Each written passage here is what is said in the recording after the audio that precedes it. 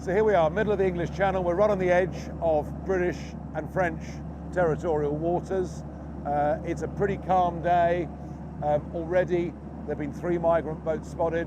All of these are classed as search and rescue missions. But the truth of it is, this is a massive criminal enterprise that is organising all of this, making vast sums of money. We're being humiliated. And the one point that as yet has not been made is this. We have spent in the last 10 years nearly £400 million of taxpayers' money to try and deal with this problem. At least 50 million of it has been spent in France, spent giving money to French forces, building fencing, all the rest of it, and they are supposed to stop these boats crossing into British waters. Yes! Good afternoon, everybody. How you doing? This is Red Pill Phil. Getting old. I don't feel it, but these glasses are telling me that. The Sun Life letter that I got through the post is telling me that. I didn't ask for it. They felt that I needed it. But you know what? With age, it's like fine wine.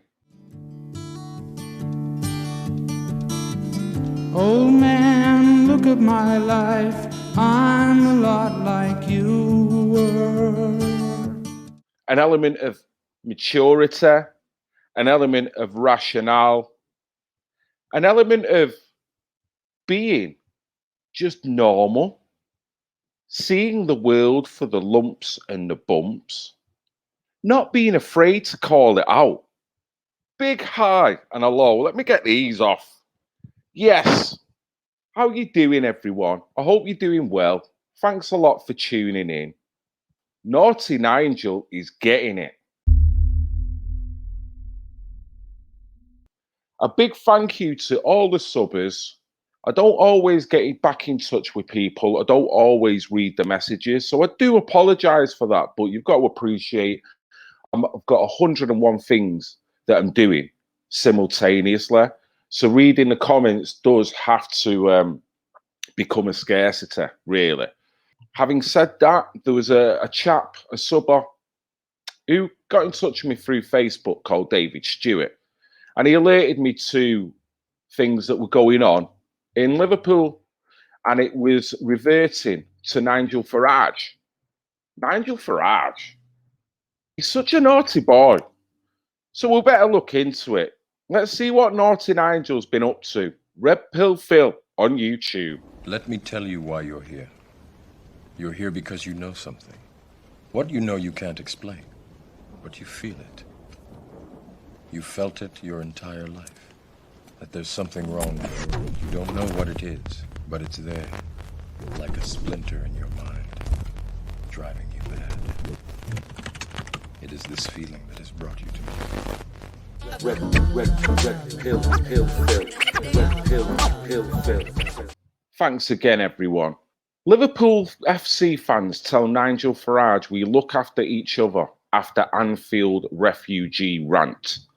Now, if anyone doesn't know, this all really reverts back to Nigel Farage highlighting issues about refugees coming over the channel on dinghies. Now, he's highlighted it in such a manner that it seems a bit sinister, that there seems to be what appears to be illegal refugees entering the country, no questions asked. And then Nigel seemed to then move it on to, well, where are these people staying? So then he's located and gone to several hotels around the country, you could argue, but particularly the ones I've seen was in the northwest, of where it seems to be a number of hotels that are fully booked. Doesn't seem to be much car traffic outside of these said establishments. There's no one who's prepared to speak about it. When you mildly critique what is going on, you're automatically deemed a racist and against the human race. just because these people have got a certain skin tone, that doesn't negate them from criticism, surely. If people were coming in from France, from Czechoslovakia, from Timbuktu, it's irrelevant. The major problem that is in people's heads here is how disingenuous it is, how sly, how underhand, how no one is prepared to be transparent about what is actually going on, how they're getting into the country, who is giving it the go-ahead, who is funding it, and what is the ultimate goal of all these said people that are coming into the country. And same again, if we want to put the emotional plight on it, it does seem to be mainly men, mainly young men from several parts of the world, Middle East, African countries, maybe even slightly Eastern European countries as well. So there's been no consultation with the areas where this is happening. The hotels just seem to be all of a sudden full up. No one can book and no one can ask any questions. Now, it seems to be quite lucrative for the hotels concerned because they seem to have big contracts with who? Is it the government? Is it organizations? Without transparency, no one knows. But ultimately, you're not allowed to critique it because if you do, you straight away off the bat, you're deemed a racist. Now, that is disingenuous. It's wrong. And in a way, you're probably going to heighten race relations by maintaining that stringent attitude on people off the bat.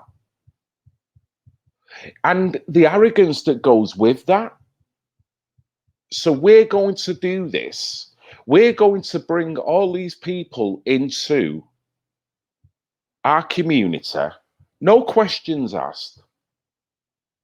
We're going to feed them. We're going to force them into society. No questions asked. Any consequences that may occur from that, we won't own it. We'll just call you racist if you start to highlight the problems that are happening because of this happening. Never mind the people who do live in this country, whether they be white or black. Never mind their financial situation, whether they be white or black. Never mind whether they have to currently go to food banks to currently get a day's meal, whether they be white or black. Never mind whether they have to go to charity shops, whether they're white or black.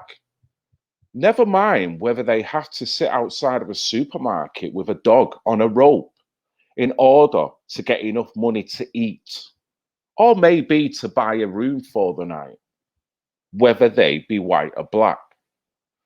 So these are some of the concerns that you can see, well, it's wrong. It's certainly wrong. So let's go back a little bit. You can see the echo of it putting the boot in there to naughty Nigel. So let's see what he discovered then. And let's see if he is a wrong un for bringing this up. So here we are, middle of the English Channel. We're right on the edge of British and French territorial waters. It's a pretty calm day. Already there have been 3 migrant boats spotted. All of these are classed as search and rescue missions. But the truth of it is, this is a massive criminal enterprise that is organising all of this, making vast sums of money. We're being humiliated. And the one point... I mean, the way he's put it there, it almost sounds like human trafficking that is overtly being done in front of people's faces, and no one can critique it or ask questions. That as yet has not been made is this. We have spent in the last 10 years nearly £400 million of taxpayers' money to try and deal with this problem. At least 50 million of it has been spent in France, spent giving money to French forces, building fencing, all the rest of it. And they are supposed to stop these boats crossing into British waters. The truth is, and I've got witness evidence, that the French Navy now are actually escorting boats into British waters. Whether we'll get a shot of that today or not, I don't know. But we're out here, it's happening. So if this is happening, what are the Liverpool Council saying about this? What's the Liverpool Mayor saying about this? Is it not worth investigating rather than just coming out and calling Nigel Farage a racist? Do people need to establish whether the French are playing the part in doing this? Because they're coming over on dinghies. Now, you would imagine with the naval services of both the English and the French, that no one is allowed to cross such a large body of water like that without being discovered. And if the French are encouraging this to happen, they only have to take them over a certain part of the way, and then they're no longer in French waters. So then it then becomes somebody else's problem. So is this truly going on? There's lots of evidence to suggest that this is happening. Maybe there are lawful, legitimate organizations that are bringing refugees, migrants into the country legally and above board, even albeit with it still being an irrational thing to do to such a small country. It's almost like I get a knock on the door at 2 a.m. and there's some geezer who represents the government who's got 6 people that I've never seen before. All of a sudden, this chap is trying to convince me to house them, to clothe them, to feed them, and he'll pay me to pay them. How can that happen when my house is barely big enough for the size of family that I've got? What problems may occur with bringing strangers totally into my house just off the bat like that, whether I'm a do-gooder or not? Ultimately, I want the whole world to heal itself, but there has to be an element of logic and common sense in order to make that happen. You can't just force the issue. What if there's uncomfortable moments? What if there's a lack of communication, understanding? Is there going to be a contingency plan for that? How long are these people going to live in my house? How will that affect the dynamics within my house? Can I totally trust these people? Whether I'm a do-gooder or not. It's okay being a do-gooder. And then I think to myself, what does that do for the countries that are going through this turmoil for them to be sending refugees over in the first place? This is not helping them in any way.